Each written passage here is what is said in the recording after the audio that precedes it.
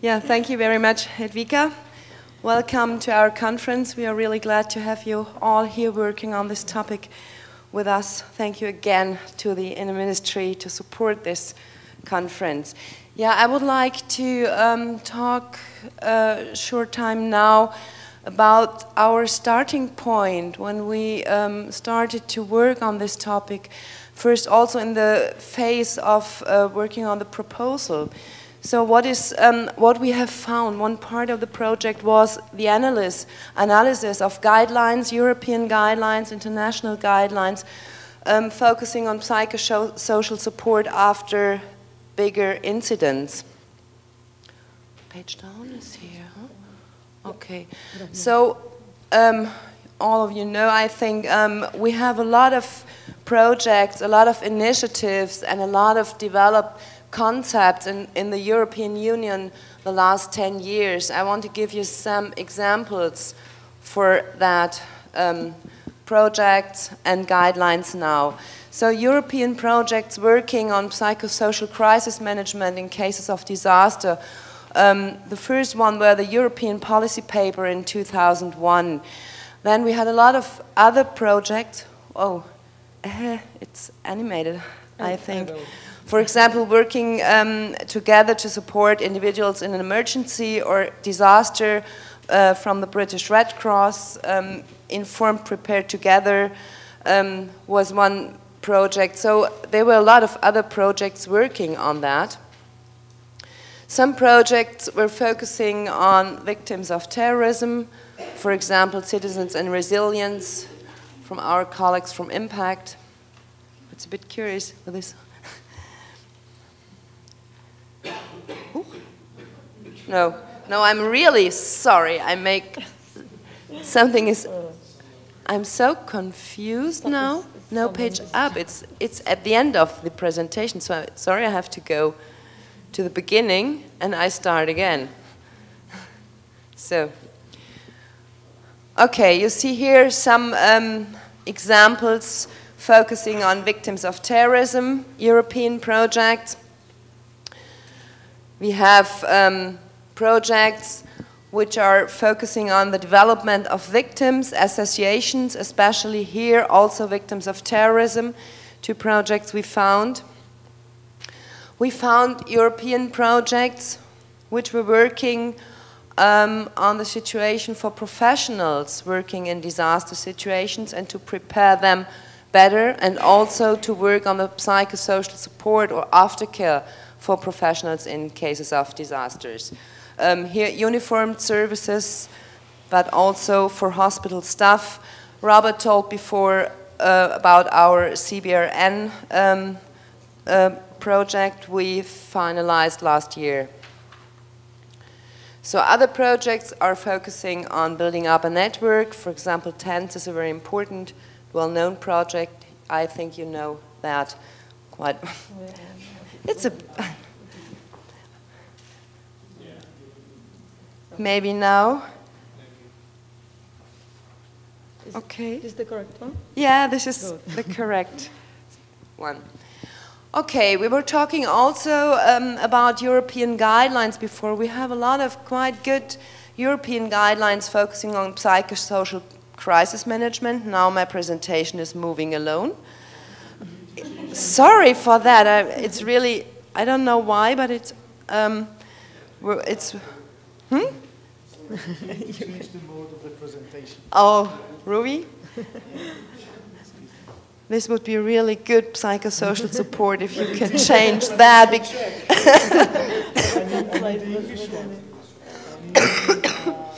Oh, no, it's difficult to change it on a Czech computer.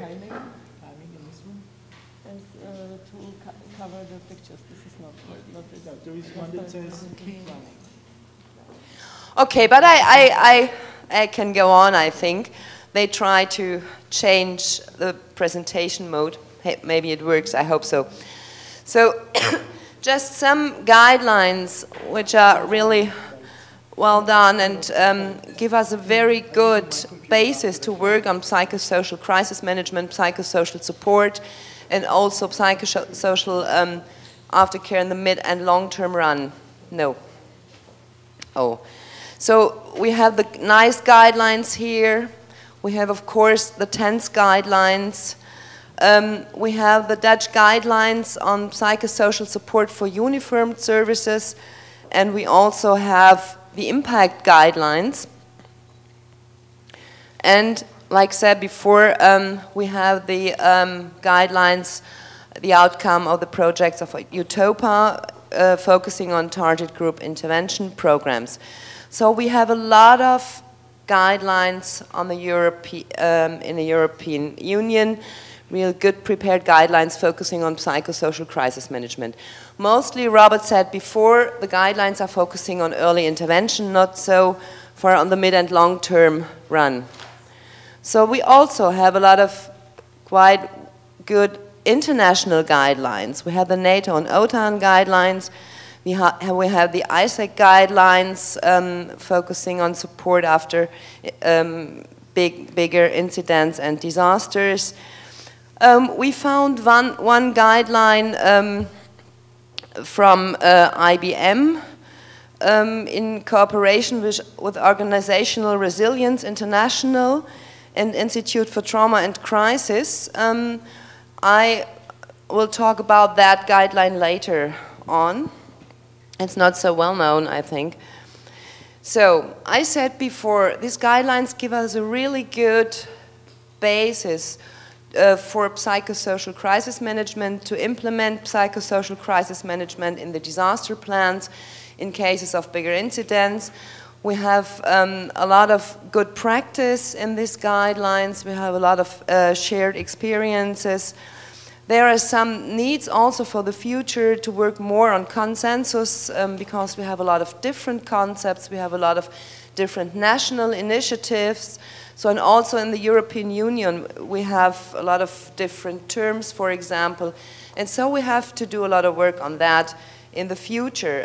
We have to work on the mid and long-term interventions more. So this has a few examples about our tasks in the future.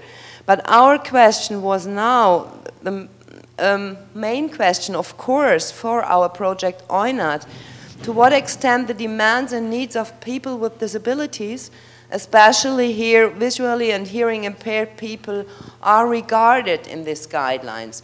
This was our task, to find out if this is one special point, one topic in these guidelines.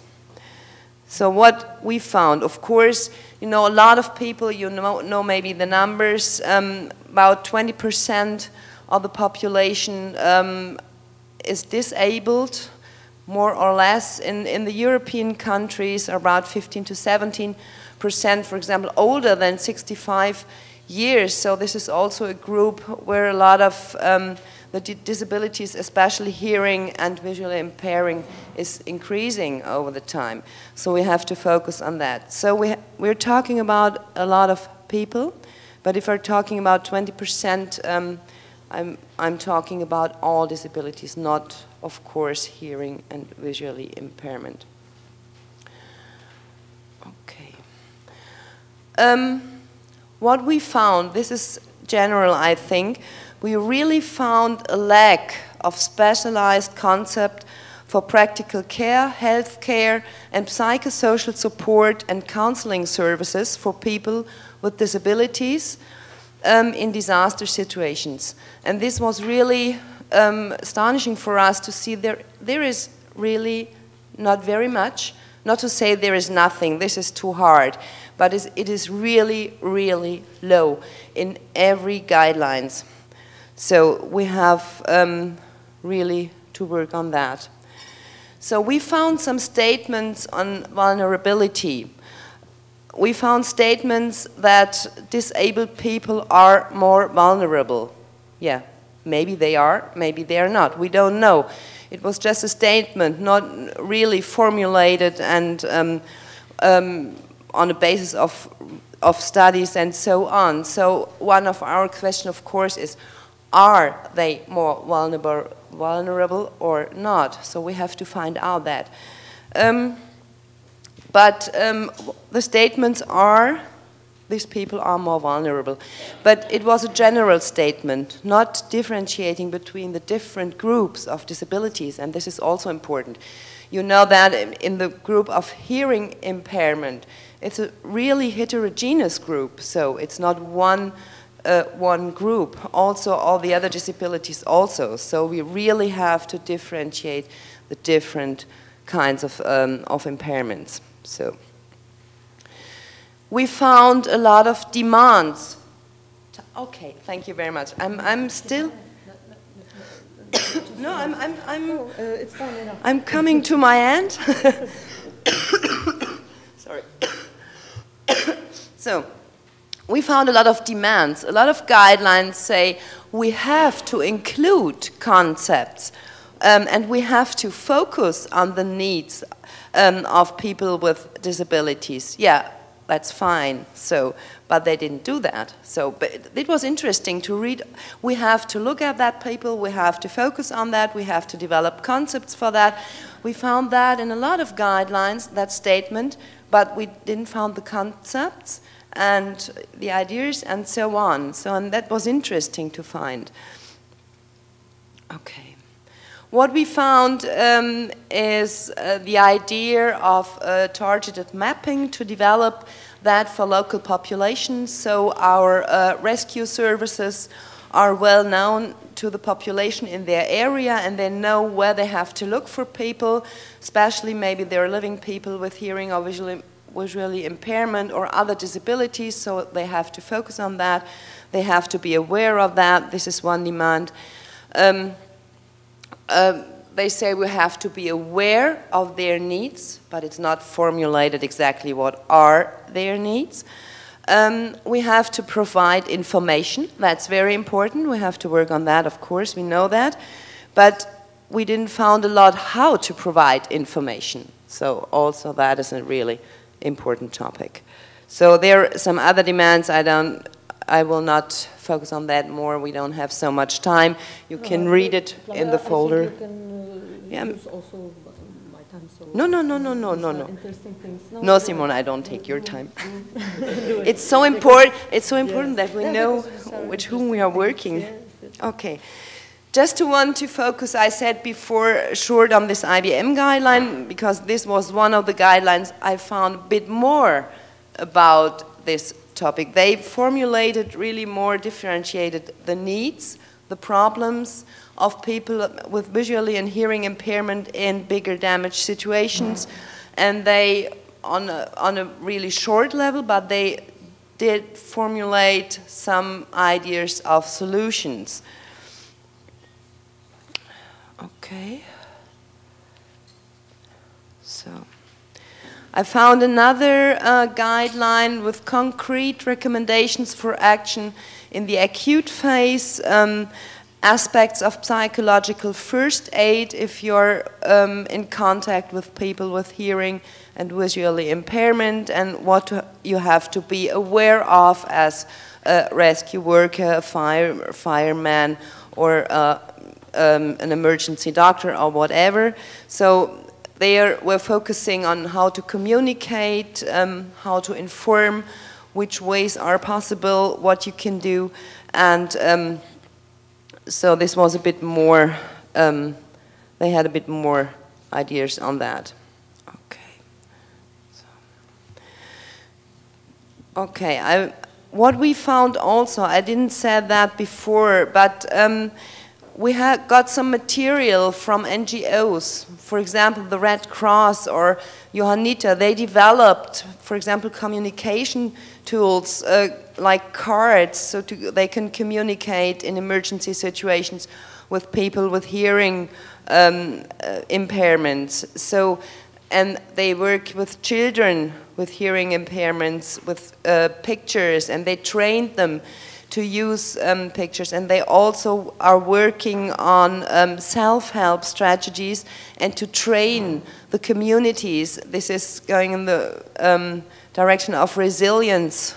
So really to strengthen the community, also the disabled in the community, to improve their ability for self-help.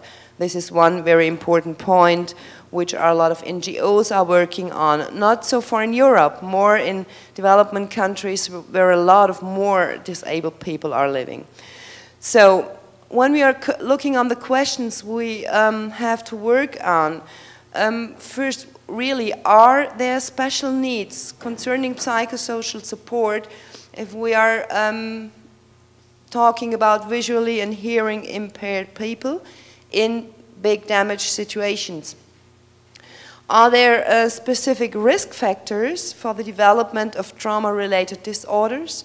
This also is important. We were talking about the target group intervention program, and one of the basics is screening and to find out the risk factors if someone will recover or will develop a trauma-related disorder. And here the question is, are there really specific risk factors concerning the hearing and visual impairment? We don't know that now. Are there also specific resilience factors, not only risk factors? So because we know often they have a real good working community. They're staying together. This is one very important resilience factor. So maybe they're resilient in a way we don't know now. So we want to find out that. So we want to know on which ways it is possible to communicate and really to inform people, because this is one of the most important things, especially in the acute situation and in the days and first weeks after a bigger damage situation. So, I think that was the end of my presentation. Sorry for the chaotic way it works here. I hope you could follow me.